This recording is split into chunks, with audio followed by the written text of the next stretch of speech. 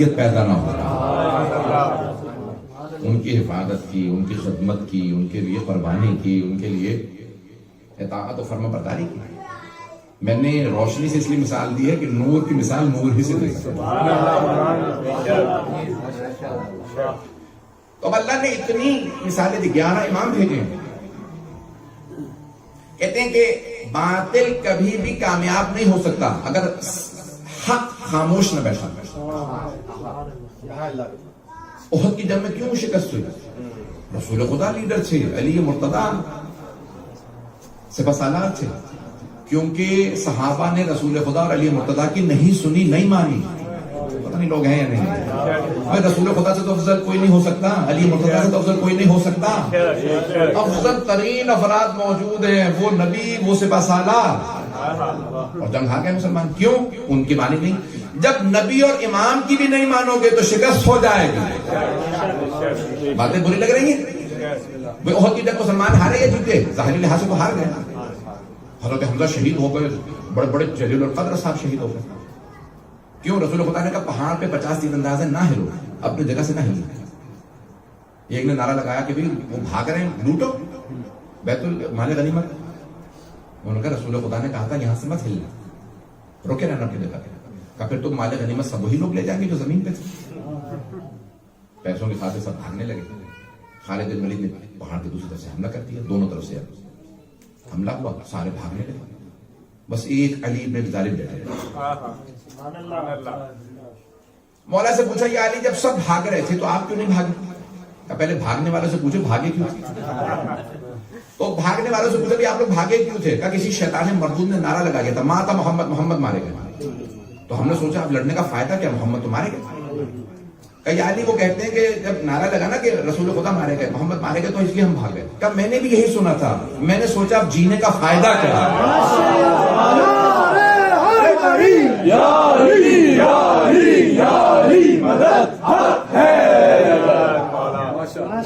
جینے کا فائدہ کیا رسول خدا نے؟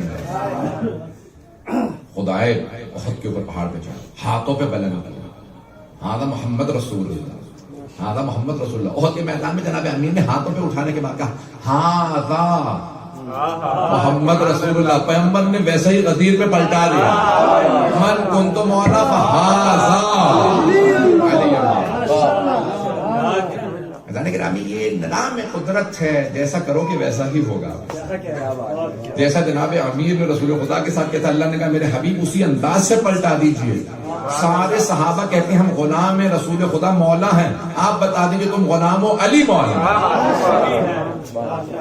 ساری امت غلام ہے رسول خدا اور آل محمد مولا۔ اللہ نے گرامی میں بس اتنا کہوں گا کہ ہر دور میں مختلف الخیال، مختلف انسانوں کے، اپنی بات دوسروں پہ تحمیل نہ کریں۔ ہم کبھی بھی دوسروں کو زور نہ دیں، میں صحیح ہوں باقی سب غلط ہے۔ بڑے صبر و تحمل کے ساتھ بڑے بڑے فقہاء علماء میں اختلاف ہو جاتا ہے، اختلاف رائے ہوتا ہے، لیکن وہ تحمل کے ساتھ چلتے ہیں۔ اگر ہم لوگ ہر بات پہ اختلاف رائے کے اندر الگ ہونے لگے تو اس کے نتیجے ہمارے لیے اچھے نہیں، ہمیں بہت برا نتیجہ ملے گا۔ ہم پوری دنیا سے کہتے ہیں اتحاد بین المسلمین ہونا چاہیے، کمزوروں سے کوئی اتحاد نہیں کرتا۔ کوئی کمزور سے اتحاد کرتا ہے؟ اسے تو سمجھوتا بھی نہیں کرتا۔ اب بات تم کیا کر رہے ہو، جاؤ جا کے پہلے اپنا گھر سنوارو۔ اتحاد بین المومنین نہیں ہوگا تو مسلمین نہیں ہو سکتا۔ پہلے اتحاد بین المومنین، مومنوں کے صفیں مضبوط ہوں، لوگ خود بخود آپ کے در پہ آئیں۔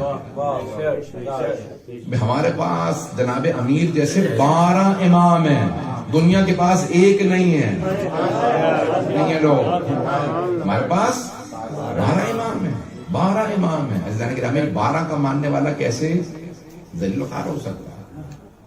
اللہ نے عزت ہی اہل بیت علیہ السلام کے لیے لکھی ہے، ان کے ماننے والوں کے لیے۔ سر اٹھا کے جائیں، دنیا کے اندر بے انتہا مسائل آئیں گے۔ میں نے بہت سخت اور تلخ باتیں کہیں، یہ ریکارڈنگ آپ نے کر لی ہے، میرے خیال تو لائف بھی چلی گئی ہے، جتنا ہو سے پھیلا دیجیے گا۔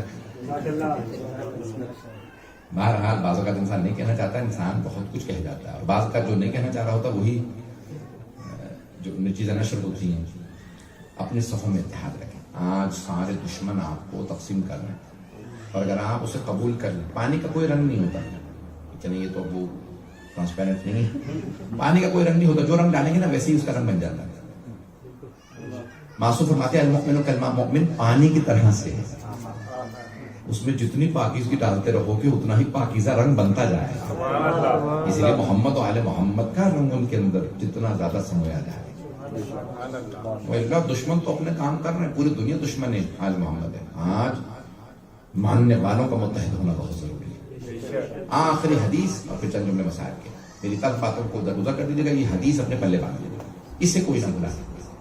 शेख तूसी की गैबत में अल-गैबा शेख तूसी, वहां पे ये नकल किया गया है। बाद में से पूछा मौला आपका ज़ुहूर में ताखीर क्यों होगी? आपने फरमाया मेरे ज़ुहूर में ताखीर बहुत होगा, कहा मेरे शियों की वजह से।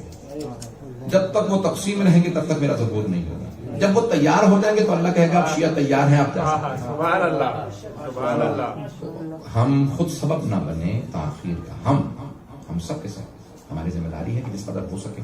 मैंने आवाज यही दी थी, 23 साल से आगे मदारिस पढ़ रहा हूँ, यानी अशरफ, और पाकिस्तान में मुझे 9 साल हो गए पढ़ते हुए। मैंने वहां पे भी यही नारा दिया था, दुनिया भर के अंदर जहां पे मेरी उर्दू की मदारिस आ रही है, मैंने कोशिश यही की है मोमिनों के दरमियान में, मोमिनों के सफ़ों में इत्तेहाद रहे। और जिस कदर मैंने इसमें कोशिश की है, कामयाबी देने वाली तो अल्लाह की जात है, जनाब सैयदा हैं। वो अगर करम ना करें तो कुछ नसीब नहीं होता, जनाब सैयदा के बगैर कुछ नसीब नहीं। तो अगर जो भी उनका करम नवाजी रहे तो बाकी इंशाअल्लाह ताला सब चीजें दुरुस्त होती चली जाती हैं। तो हम ये कोशिश करें कि हम इत्तेहाद के अपनी सफ़ों को बरकरार रखें, वइल्ला हम अपनी जिल्लत का सबब बनेंगे। आज एक ऐसी बीवी जिसने बेइंतहा मसाइब देखे, आमतौर से बड़े मसाइब बर्दाश्त करते, लेकिन खून हुसैन का असर ये है कि एक छोटी सी बच्ची है लेकिन सब्र का पहाड़ है। मैं आज मसाइब पेश करना चाहता हूँ। सिर्फ बीबी की शहादत की एक रिवायत पढ़ूंगा, बीबी की शहादत की 3 रिवायत। सब्र, क्यों इतनी समझ? मेरे इन जुमलों को सुनिएगा, अभी मैं मसाइब पे नहीं आया हूं। इतनी समझदारी कैसे होती है किसी बच्चे में? जब अहद का खून हो तो बच्चे में समझदारी होती है। जब इमाम नबी और इमाम का वो डायरेक्ट बेटा या बेटी हो ना, तो उसके अंदर एक अजीब गरीब फहम फरासत होती है। उस खून का असर होता है जो इमाम का, उस नबी और इमाम के खून का असर। छठे इमाम से पूछा अगर नबी अकरम के बेटे इब्राहिम जवान होते तो कैसे होते? तो आपने फरमाया जैसे अंबिया के बेटे होते। तो कहा वो बेटा बहुत खास होता। अब जनाब सैयद शुहदा की बेटी में वो खून का असर है, तो हैं छोटी लेकिन बातें बहुत बड़ी बड़ी करती है। जब मदीने में खातून ने जनाब सकीना को देखा तो एक मर्तबा सदका देने लगी। कहा बेटी ये सदका खा लो, सदके की खजूर लाई। तो कहा सदका तो अलैना हराम, हम पे सदका हराम है। तो उस खातून ने कहा सदका तो आले मोहम्मद पे हराम है, तुम पे सदका कैसे हराम? तो बीबी ने फरमाया तुझे अभी अभी अंदाजा नहीं हुआ हम कौन है? वो खातून फौरन दोबारा घर गई, एक मर्तबा नजर की खजूर लेके आई। उसने कहा ये नजर की खजूर है, खा लीजिए। कहा क्यों इतना एहतमाम कर रही हो? कहा मेरी 3 दुआएं हैं, बस दुआ मांग दीजिए मेरी दुआएं कबूल हो जाए। कहा मैं हुसैन की बेटी हूँ, बाद में खजूर खाऊंगी, बता दुआ क्या? एक मर्तबा वो खातून कहने लगी कि मेरा शौहर सफर में गया है, बस दुआ कर दीजिएगा मेरा शौहर सलामती के साथ वापस आ जाए। वो मुसाफिर है, मुसाफिर कहीं घर वापस पलटा है। बच्ची ने सुना अच्छा मुसाफिर घर भी वापस जाते हैं। इतने में एक मर्तबा उसने कई दुआएं कही, एक दुआ कही। कहा आखिरी दुआ बता। तूने कहा था 3 दुआएं। कहा बस ये दुआ करना मेरे बच्चे ऐसे ना उजड़े जैसे आप उजड़े। बीवी ने मर्तबा रो के कहा फूफी अम्मा, मेरे बाबा जब मुझे सीने पे सुनाते थे ना, अंबिया के वाकयात सुनाते थे। मेरे बाबा ने मुझे एक मर्तबा हजरत सालेह नबी का वाकया सुनाया था। तो फूफी अम्मा, बाबा ने कहा था उस ऊंटनी का एक फसील एक बच्चा भी था। उस उम्मत ने जब उस ऊंटनी का कोहान काट दिया, वो ऊंटनी शहीद हो गई। तो उस ऊंटनी के बच्चे ने पहाड़ पे चढ़ के उस उम्मत को बद्दुआ दी थी। फूफी अम्मा मुझे बाबा ने बताया था अल्लाह ने उस उम्मत पे अजाब नाजिल कर दिया क्योंकि उस ऊंटनी के बच्चे ने बद्दुआ की, अल्लाह ने बद्दुआ कबूल कर ली। फूफी अम्मा इतना बताइए उस ऊंटनी के बच्चे का मकाम ज्यादा था या मेरा मकाम था?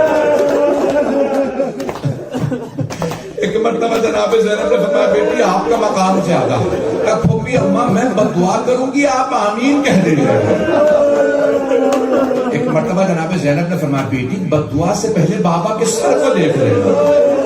نیزے پہ سر تھا, آنسو جاری تھے, شاید مولا آنسو سے بتا رہے سکینہ بد دعا نہ کرنا. اجرکم اللہ, اجرکم اللہ. پتہ نہیں میں شہادت پڑھوں نہ پڑھوں, میری آپ سے درخواست ہے جی کھول کے روئیے گا, جی بھر کے روئیے گا. یہ آخری مجالس ہے. بھائی میں ایک سوال کروں آپ سے, آپ کے رونے پہ کوئی پابندی تو نہیں ہے؟ جب آپ روتے ہیں تو کوئی تازیانے تو نہیں مارتا؟ علی و بطول کی بیٹیوں کو تازیانے مارے جاتے. شبل بچوں کو مار کے کہتا تھا رونے کی اجازت نہیں. اجرکم اللہ, اجرکم اللہ. بس بھائی ایک مرتبہ بی بی نے ایک سوال کیا, بھیا کیا بات ہے, میں نے کبھی آپ کو پاؤں پھیلائے بیٹھے نہیں دیکھا. کہا بی بی میرے نالین ٹوٹ گئے ہیں, پاؤں میں کانٹے لگے. بی بی نے ایک ایک کانٹا پاؤں سے نکالا. مولا سجاد اس بات کو یاد کر کے بہت روتے. کسی نے کہا مولا کیا بات ہے, رونے کی بات کیا ہے, آپ کی بہن نے آپ کے پاؤں سے کانٹے نکالے. کہا رونے کی بات یہ ہے میری بہن کے پاؤں میں بھی کانٹے تھے. میری بہن کے کانٹے نکالنے والا کوئی نہیں تھا, میرے ہاتھ توق میں بندھے تھے. بعض علماء نے ایک روایت نقل کی, اہل بیت کو دو طرح کے زندان ملے شام. ایک زندان ایسا تھا جس کی اندر روشن دان بھی نہیں تھا, ہاتھ کو ہاتھ سجھائی نہیں دیتا تھا.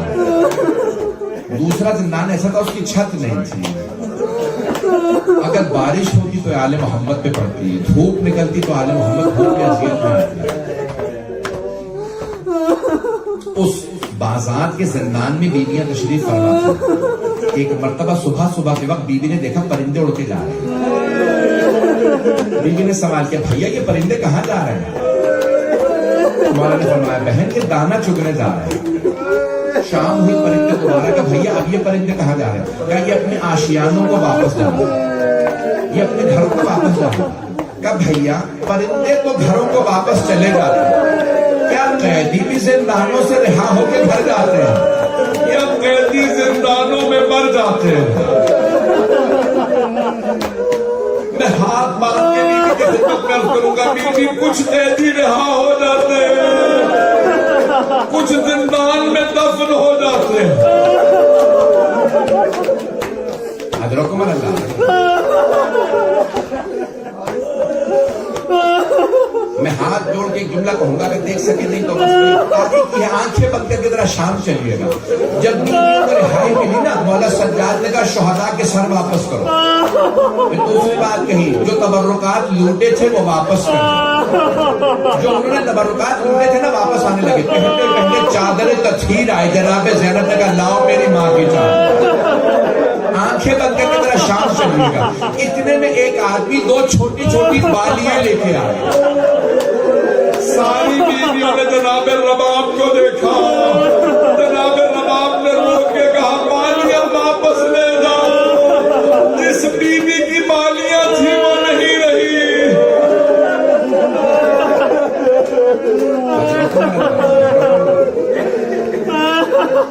بس میں نے تمام کر دیا. آخری روایت پیش کر رہا ہوں.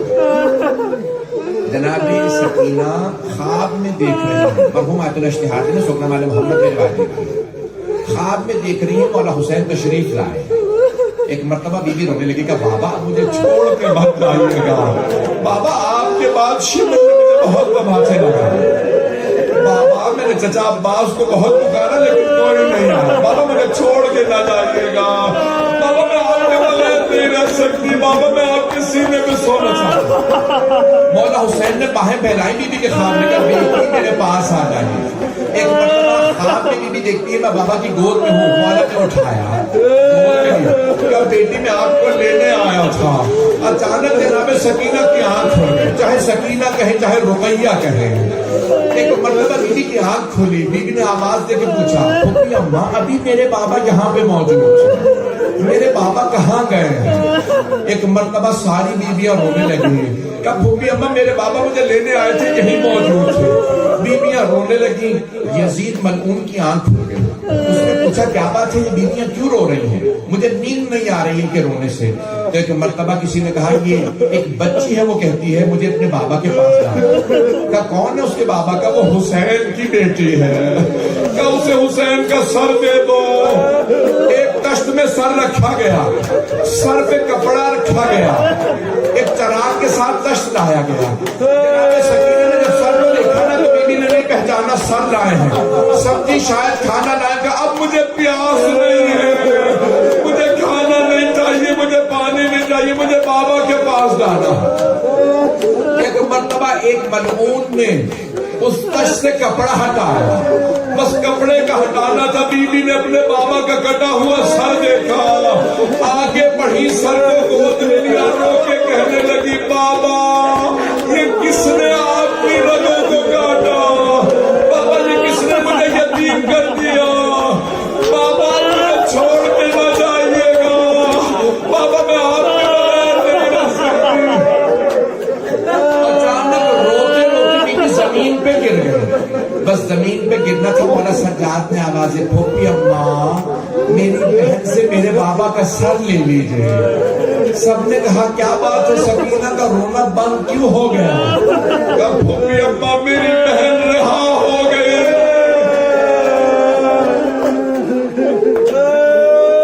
میری بہن رہا ہو گئی, میں نے تمام کر دیا. بس ایک جملہ کہنا چاہتا ہوں, میرا آپ سے وعدہ ہے گھر بھی جا کے سوچیں گے تو رونا ضرور آئے. جانتے میں کیا پیش کرنا چاہتا ہوں؟ تاریخ میں 3 ایسے دفن کرنے والے ہیں جو دفن کے وقت رو رہے تھے. پہلے مولا علی جب جناب سیدہ کا جنازہ اٹھایا تو رو کے کہنے لگے یا رسول اللہ اپنی امانت لے لیں. دوسرے کوئی قید میں بھائی بہن کا جنازہ لایا, ہاتھوں پہ اٹھا کے آواز دے کے فرماتے ہیں 72 کے عزادار بابا اپنی بیٹی کا جنازہ لے لیجئے. الا لعنت اللہ علی القوم الظالمین وسيعلم الذين ظلموا أي منقلب ينقلبون.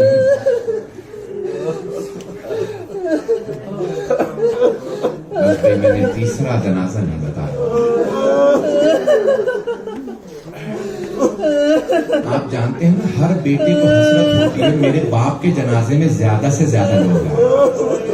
5ویں امام نے بہت لوگوں کو بلایا, ارے چوتھے امام کی شہادت ہو گئی, لیکن چوتھے امام کہتے ہوں گے بیٹا نہ بلاؤ لوگوں کو. بابا کیوں نہ بلاؤ, ہر بیٹے کی حسرت ہوتی ہے, باپ کے جنازے میں لوگ ہیں. مولا کہتے ہوں گے بیٹا میری بھی یہی حسرت تھی, لیکن میرے بابا کا جنازہ 3 دن دھوپ میں پڑا رہا. پروردگارا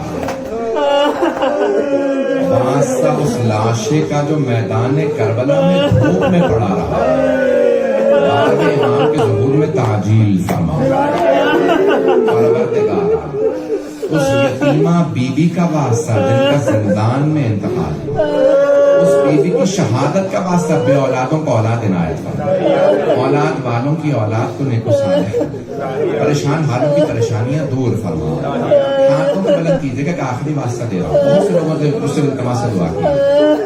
پروردگارا شام غریبہ کے اس بیمار کا واسطہ جن کا بستر لوٹ لیا گیا, ہمارے تمام مریضوں کو شفا کاملہ. پروردگار ہمارے مقامات مقدسہ کی حفاظت فرما, ایسے ماں کا تو ترقی عنایت فرما, خدمت کرنے والوں کی توفیقات میں اضافہ فرما, ہم سب کی عاقبت بخیر فرما, جو ہاتھ بلند نے کسی کو رد نہ فرما. پروردگار سب کی دعائیں مستجاب فرما. مجھے ابھی بھی کچھ لوگوں کے رونے کی آواز آ رہی ہے. میں سوال کروں آپ نے صرف مصائب سنے ہیں نا, آپ نے دیکھا تو کچھ نہیں ہے. آپ سمجھ میں آیا تو سجادے دینا کیوں ہوتے تھے؟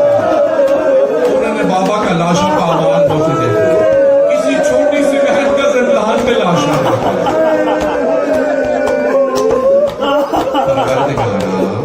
میرے سارے بھائی کیسے رو رہے ہیں؟ آپ سب کی طرف سے مولا سجاد کی خدمت میں جملہ کہنا چاہتا ہوں. مولا اگر میرے یہ بھائی